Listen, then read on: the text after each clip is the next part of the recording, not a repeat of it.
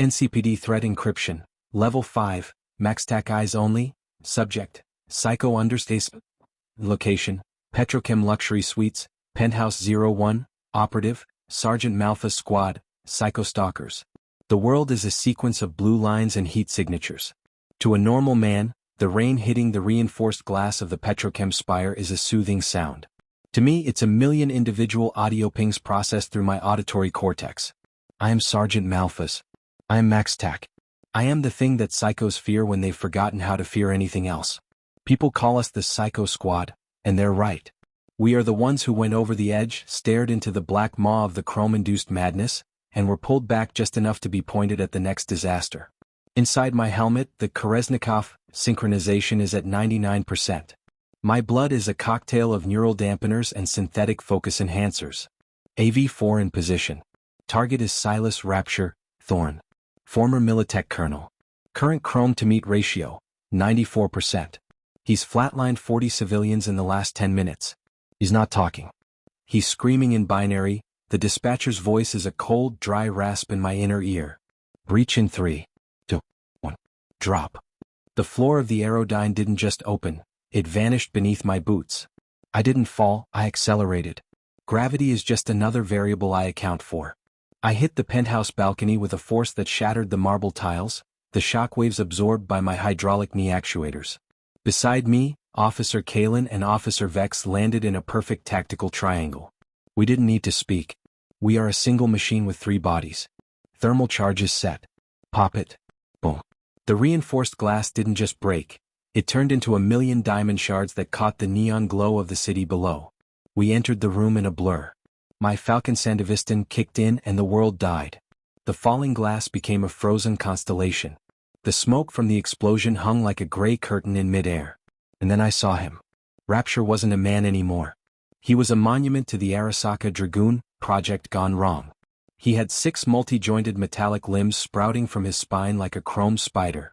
His face was a jagged mess of sensors and a glowing digital screen that flickered with the image of a screaming mouth.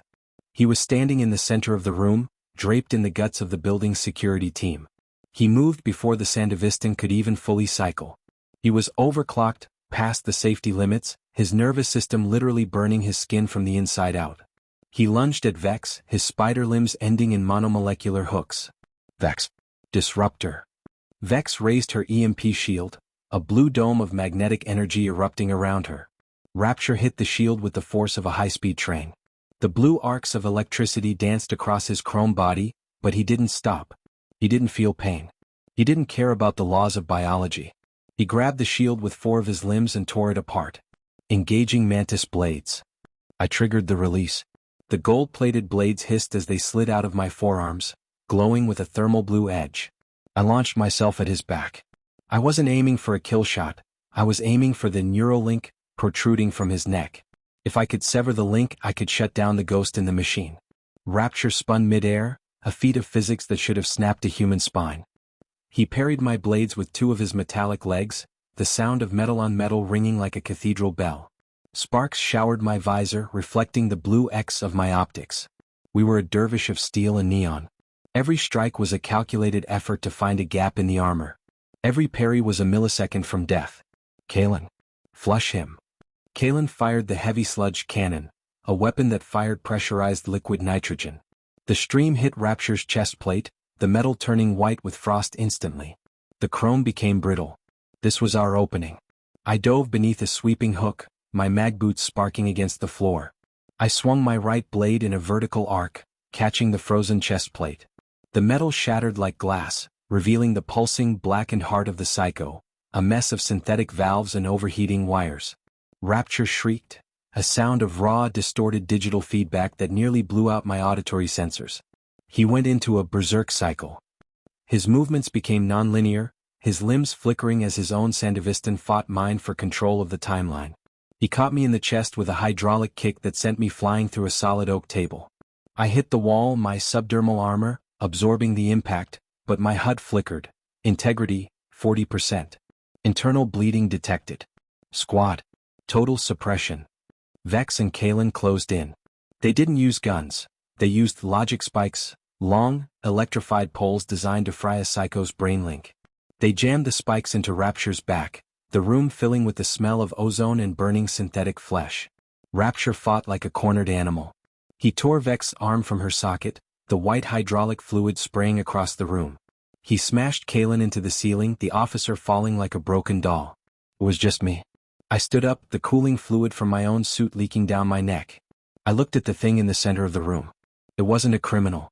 It wasn't an enemy. It was a mirror. This is what I was. This is what I would be again if I ever stopped the meds, if I ever let the noise in my head get too loud. Enough, Silas, I rasped, my voice sounding mechanical and cold through the helmet's external speakers. It's time to shut down. I engaged the overload on my mantis blades. The blue glow turned a violent, white-hot orange. I didn't run. I teleported, my Sandevistan burning out the last of my neural reserves. I appeared in front of him. He tried to grab my throat, but I was already inside his guard. I drove both blades into the center of his exposed, frozen heart. The sound wasn't a scream. It was a long, dying hiss of steam. Rapture's 6 limbs went limp, clattering against the marble floor. The digital screen on his face flickered one last time, showing a brief, static-filled image of a man smiling in the sun, before it went black. The glowing sensors dimmed. The monster was gone. The meat was dead. I stood there for a long time, the rain pouring through the shattered window, washing the blood and hydraulic fluid toward the edge of the penthouse. Vex was on the floor, her self-repair systems hissing as they tried to seal her arm stump. Kalen was stirring, his armor cracked but his vitals stable. I retracted my blades, the metal stained with black oil. I looked out at the city of Night City. The neon lights of the Arasaka and Militech towers were as bright and uncaring as ever. Down there, a million people were dreaming of chrome, of speed, and of power. And somewhere, right now, another one was about to snap. Dispatch. Case 882 Omega is closed, I whispered into the void. The subject is flatlined. Send the cleanup crew. And, send the meds. I need the meds. I sat on the edge of the balcony, my feet dangling over the 1,000-foot drop. The storm was passing, the lightning receding into the distance. I pulled off my helmet, the cold, toxic air of the city hitting my face. I looked at my hands, chrome and scars just like the man I just killed. Case status, closed, threat neutralized, 100%, squad status, recovery required, Max-Tac log ends. The city hums its usual violent song. I close my eyes and for a few seconds the blue lines in my vision fade into the darkness. But the chrome never sleeps. And neither do we. The penthouse is silent. The glass is broken.